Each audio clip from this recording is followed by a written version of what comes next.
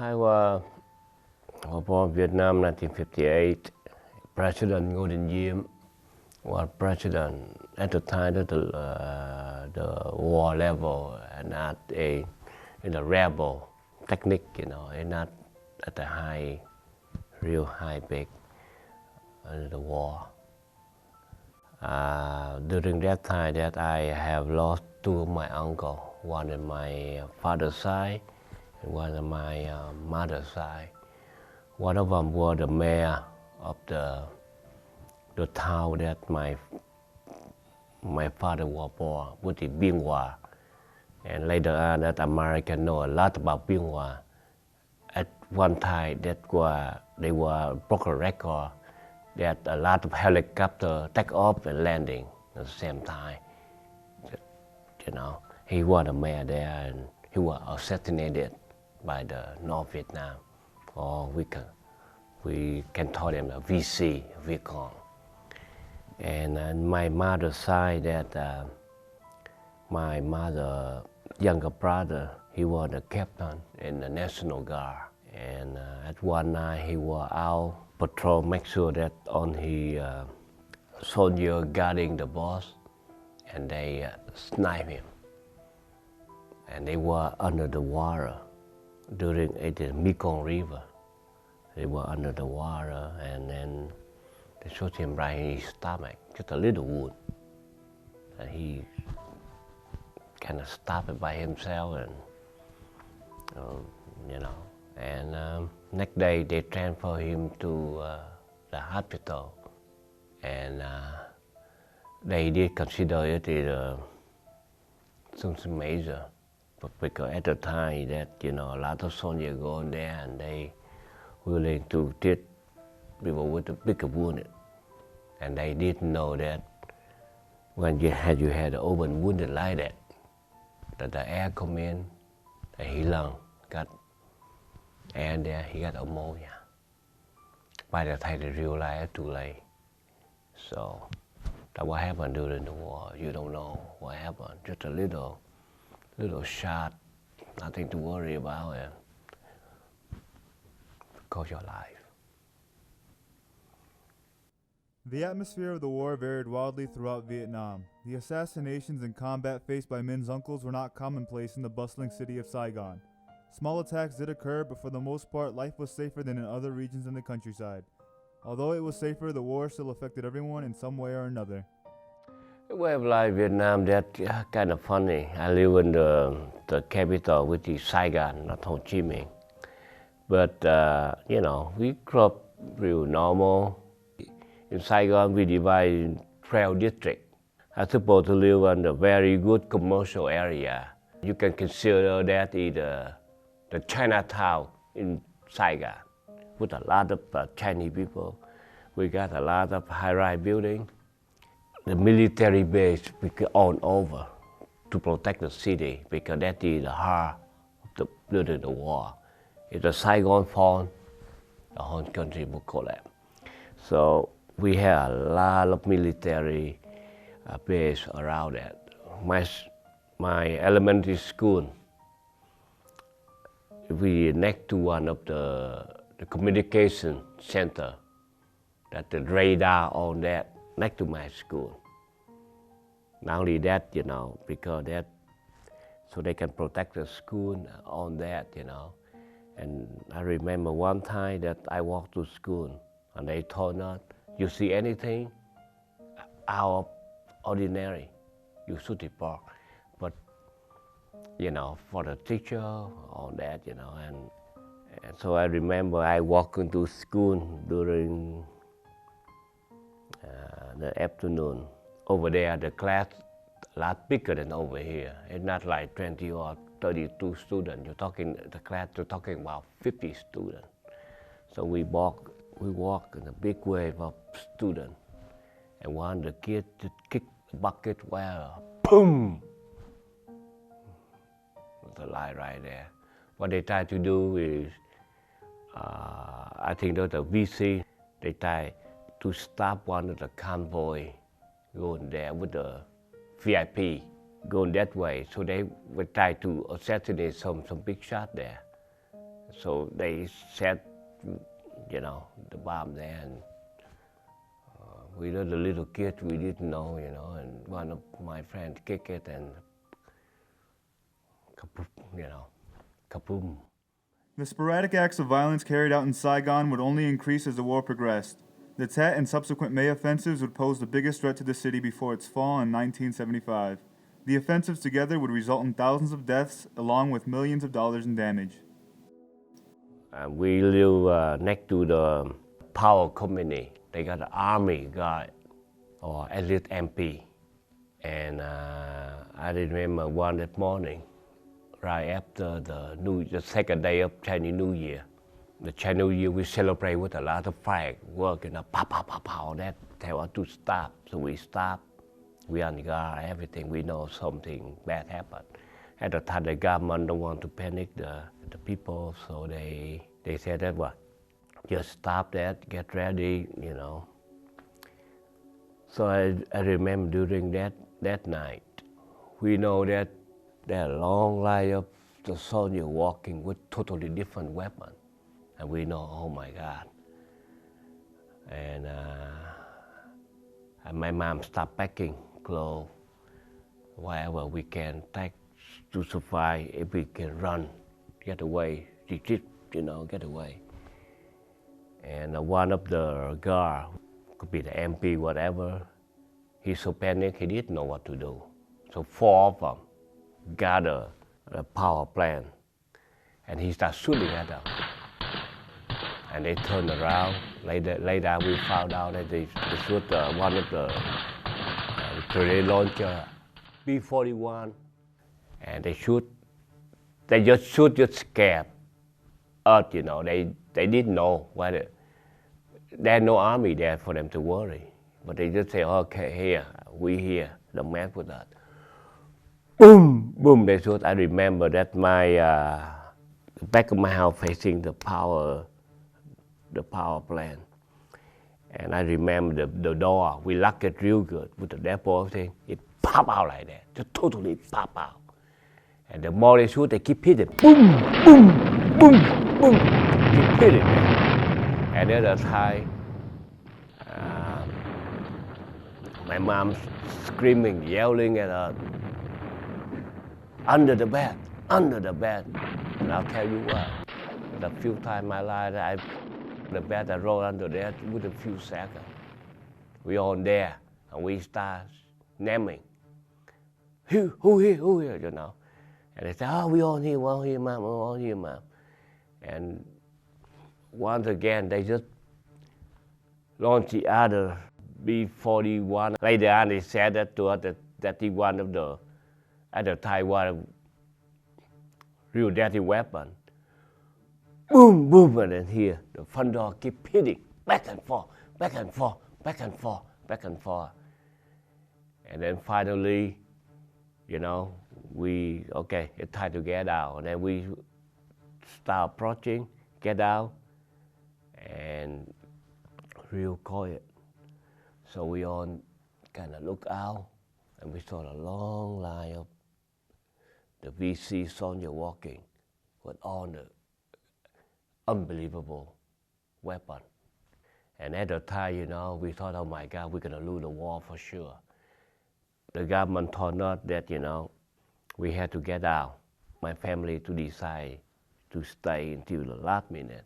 Because if you get out during that time, most of the school going to become a refugee camp.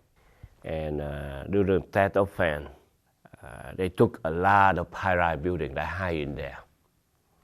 And I remember one real tall building right in front of our house. And how the helicopter will get up there, 2 of them, keep shooting at them with a rocket, one after the other. Pow, pow, pow, pow, pow, pow, pow, pow, pow. And we saw one of the army group with the airborne. They jump from rooftop to the other. They knock every window with the grenade launcher, and any window they just keep knocking, pow, pow, pow. And on the tank, they keep shooting. They keep shooting at every window.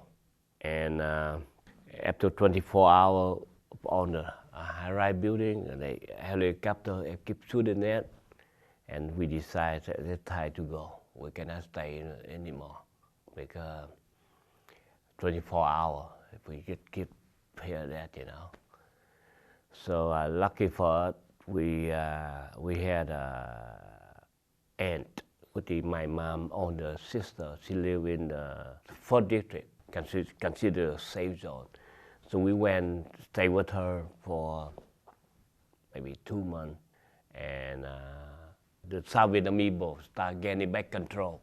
So we came back and we look at that so many buildings out there with the helicopter, launch the rocket at them. Oh my goodness, look like the behind. Totally like, oh my God, unbelievable. The district that hurt the most is the one that next to us, put in district number 6, and we number 5, and half of our district totally burned down. Because at the North Vietnam, how they retreat, what they do is they burn the house down. That is the seal them so they can retreat. And they did it very successful. The South Vietnam, when the fire go on like that, they had to stop and help the fire department to put out the fire, save the people, save the house, so they can go after that. They did that very successful. Half of my district totally burned. We lucky our area somehow still there after we come back, but most of my friends house burned down, and a lot of them finally bankrupt. I got one of the Chinese friend, real good friend of ours. He dad opened one heck of a restaurant, and he had a secret how to make the soup that people wait in line to get the table. They burned his restaurant down, and then few years later, that finally we got our life together. After the death of friend, I went to visit him, and all he do is brew the coffee and sell people coffee. And I asked my friend, well, why? Oh, you can have little hut. Your dad got the secret how to make the one heck of the wonton soup. He said he's totally depressed because he worked all his life and done over with, totally burned. One heck of the high-rise. He came from China when he was 6 years old. He barely speak Vietnamese, just enough to get by, you know. And after that, he lost everything. He totally depressed. And during that time, that half of my friends that I know that have some of their brother or sister die, because when the Viet Cong go in there, when they shoot, they just shoot. They don't care where, school, hospital, whatever. They just shoot. And one of my very good friends, we were play soccer together. We were little kid during the gym exercise, you know. I sneak out and play soccer. I'm not gonna go exercise, heck no. Move that. Anyway, we always sneak out, and somehow we got a good way to sit down without any attention, you know.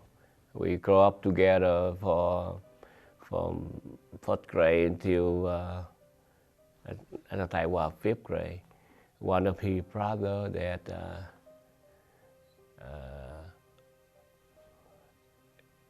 matter of fact, that's the youngest brother, and somehow one of the rocket landed right near us.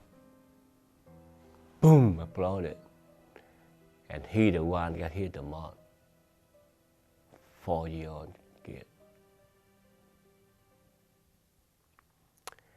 Right after the third death offense, 1968, and at the time that the war level started go up real bad, at the peak at the time. And what they try to do is the North Vietnam, I prefer VC. They try to make the whole city of Saigon panic. So what they do, they just set up a lot of artillery. Just shoot in there, just shoot in there, just shoot in there. No target, just scary technique. They make people worry on that, they want to make a Saigon panic and fall. So at the school, at home, we had some place that we can, just in case that we heard the alarm when they shoot the rocket in, we know what to do, how we hide it, whatever, all that. So it's kind of different growing up in that environment, totally different here. Saigon's position as the capital of South Vietnam not only meant constant danger, but also that many people in the city had some connection to officials directly involved in the war effort. For Minh, this connection was through his uncles and brother-in-law. Well, luckily that my brother-in-law was married to my older sister. He worked in the intelligence field. He worked a little bit different. He worked side by side with American intelligence. What his department job tried to do is get the army prepared. And I got the other one, my mom younger brother. He was involved with they call that a Phoenix program. And the Phoenix program is one of the most successful intelligence program during that war. What they specifically, what they do, they try to send the people in there in the headquarters. What they try to find out that, what's your next move. And then we destroy it right there from the beginning. It's a very successful program. The Phoenix program mainly focused on arming and training provincial reconnaissance units who would set out to eliminate members of the Viet Cong by whatever means deemed necessary. The program faced scrutiny for its high quotas, which some argued led to unnecessary casualties and corruption. Allegations of torture were also prevalent, but the extent of such practices are unknown. However flawed the program may have been, it resulted in the death and capture of thousands of Viet Cong from 1965 to 1972. Because my family involved too much with intelligence, American, for our safety, because they know the North Vietnam come in and they will hang us. And they did. Because at the time that my family, I got a brother in the Navy, the other brother in the Air Force. My brother-in-law still involved pretty much with intelligence field. And so my family decided that, just woman and kid get out of Vietnam. We'll unite you later. At the time I was 16, so I go over here with my sister. I'm the only man in my family get out. And I remember the fall of Saigon on April 30, 1975. And at the time I was in school.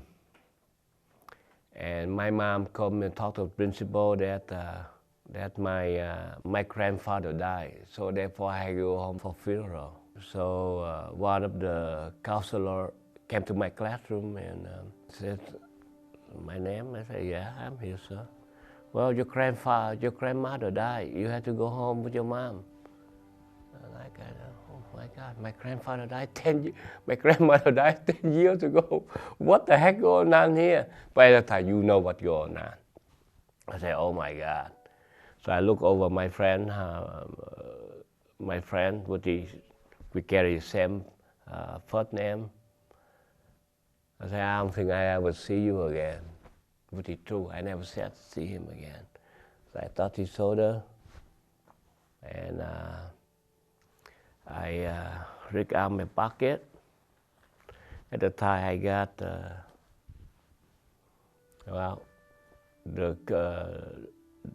the currency in Vietnam is a piat. At the time I got 500 piat, which is $1. So I reached in there, I give to him. Okay, hello, not me, okay? I don't know how to see you again. So I walk out, and my mom worked in the water department. She had one of the vehicles that take her where she supposed to take a business, and we drove home. We said that we go straight to Tan Son Nhất, which is the biggest airport in Saigon. We got there about noon, and my sister was there on that. And my mom get up and she said, well, I'll see you guys. I gotta go home and waiting for the rest of the kids, and I'll see you in Guam, where we're supposed to, that's how, yeah. So, a whole bunch of Vietnamese, and we go to C-130, and we were on the floor. And one of the navigator throw us the blanket. They say, gonna be cold, wrap around you, just keep up. So we, okay. And when they start taking off, they say, okay, you guys arm together. So in case we got a turbulent air, none of you can pop of the air, hit your head, So we all get together like that, and they start taking off. When they go up, I don't know how many thousand feet, one of the real high rank officer, they asked the pilot, keep swinging the airplane wing like that. And so we kind of, oh my God, what's going on here? And the captain said that we swing the arm, that means we say goodbye to Vietnam. And that's how we say goodbye to Vietnam, just the wing of the airplane. So we couldn't look out the window because C-130, but I know we just say goodbye to Vietnam. But that's how the pilot did, and that's how we got over here after we said goodbye to Vietnam.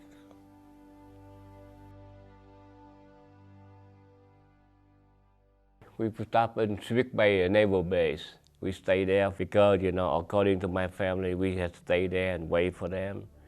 Civic Bay, we wait there, and that's how we found out that the fall of Saigon. With the April 30, 1975. And Americans said, time to move on. You cannot stay here because it's a naval base. It's not a refugee camp. So we go to Guam. The name of our refugee camp, they call it Orator Point. And we want with a lot of people that live in the Orator Point. We keep waiting for our family, keep waiting. And then we end up in Camp Pendleton in California.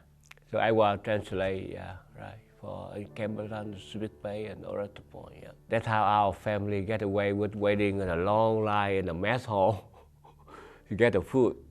Because I got the best interpreter, so I go in there, I get, okay, I'm on duty.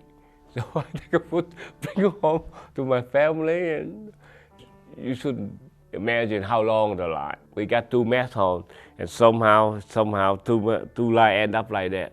At the Camp Pendleton, we were about at least almost 30,000 people, and they started the tank, and we sleep in the 40 bed anyway. And at the time, not enough hot water, not enough everything, because too many people. So there one guy, we supposed to take 5-minute shower. Turn it on, get the heck out. Man or woman, do the same. And one guy, he go there, he keep dancing with it, singing that. But he keeps saying, he a big shot, he know the advisor to president at the time, Henry Ford was president, he know this, he wouldn't let people use shower. So some of the guy gets so mad, they say, oh, I'll fix his rear end. Well, I want to say that, okay. So what they did, they threw out, they turned on the hot water. And he kept playing. One day, it got so cold, and he started screaming, went out and said, you guys in deep shit. Whoever did it to me in deep shit. I know a lot of big shots, Washington. You guys now. At the time, we waiting for the sponsor to sponsor, because we don't know nothing about this country. We had somebody to sponsor us, to tell us, okay. You should send your kids here. I'll find you the job, whatever. And you guys never got sponsor on that, so we fixed it pretty good. Because he would let no in sour. All Vietnamese refugees required a sponsor to help them adjust to life in America.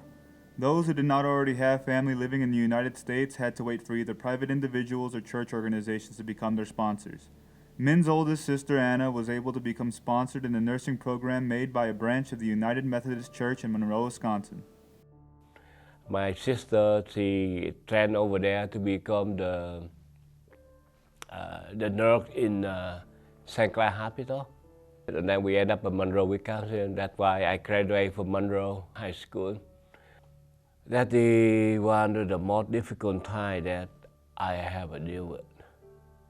Number one, that you guys speak too fast. It's very hard to adjust to the language, and school the other very difficult to us too. The first few years, and then we go in there and we walk everywhere. I remember I first got my driver's license. I had the 1966 Bel Air, and while one had the snow day, and we saw it so beautiful, so we start driving. And next day we come back. Our sponsor, which is the minister of the United Church, his name is Paul Carrer. If you guys want to commit suicide, you guys do a damn good job. We didn't know, slippery, icy, we didn't know that.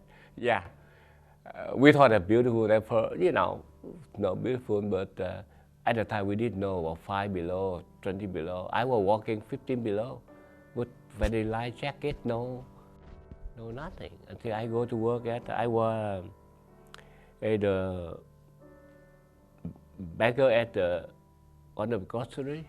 I walk to work, and they look at me like, "Are you okay?"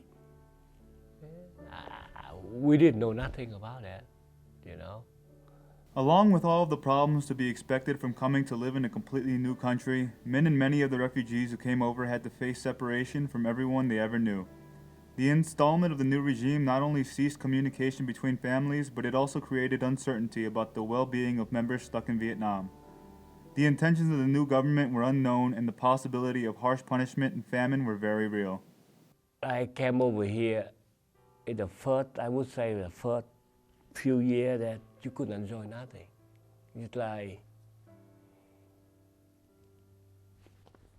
you go to the restaurant, you had a good meal, even the simple thing like that, and you don't know that what your mom gonna eat back there. She starved to death. Your brother in prison, they beat the heck out of her. He had enough food. So how could you, But you have to survive, That's why I said when I was in Monroe, that's the most hardest feeling that I ever deal with. It's just hard. You couldn't.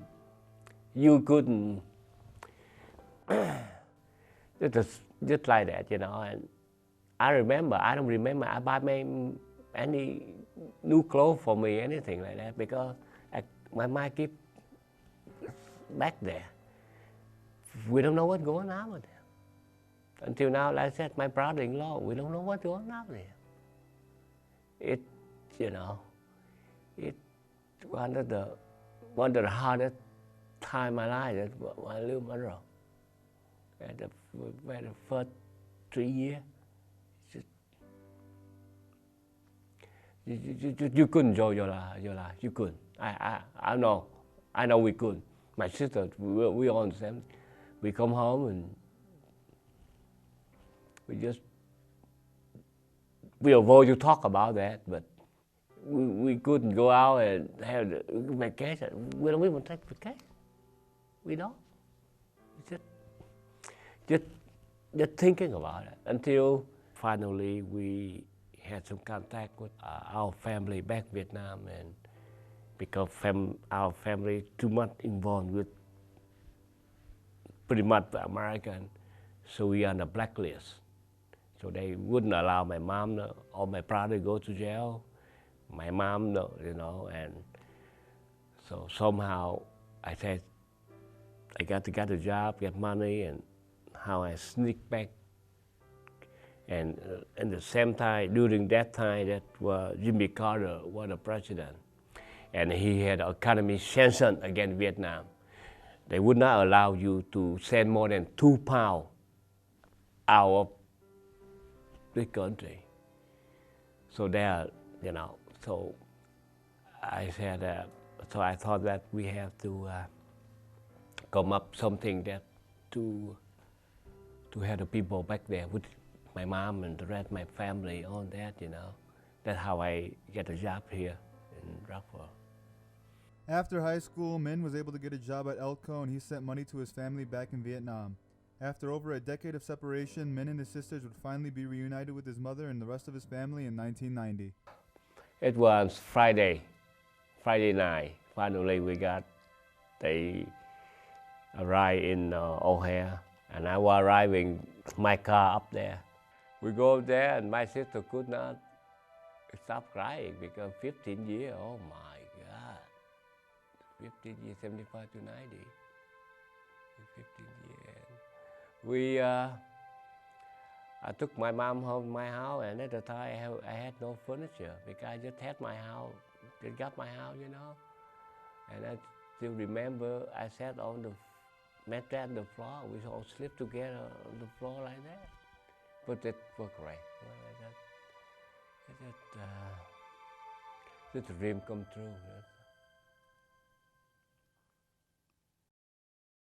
What has being a part of the Harlem Veteran Project taught you? The Harlem Veteran Project has taught me how to have a greater appreciation of history and just like the impact that all of these things we read in books, like what they do to actual people. If you could go back and participate in the Harlem Veteran Project again, would you do so? Definitely. It's taught me how to be a more responsible person and that I have to actually do work. In other classes, I don't really try and I get good grades. I don't really care and I get good grades, but this class, I actually do care. I actually do have to try, and it's just a great life experience overall. What has Minh's story taught you? Minh's story has taught me that I myself and many people in the world, especially here in the United States, kind of have a spoiled life. For 15 years, he was separated from his family. He didn't know anything that was happening to them, and he grew up in a war zone. And here I am, I'm stressing about school and studies, but I guess I've learned that what I'm dealing with is not that bad. What was it like meeting Minh for the first time? I think the way it is for all of us is it's kind of like a dream because you just kind of keep thinking about it and like keep playing it in your head. What's it going to be like when I see him? What am I going to say? Is he going to like me? And I think he did. If you could say one thing to Minh right now, what would it be? Thank you for being a part of the project and being able to teach me and hopefully other people who watch this your life story.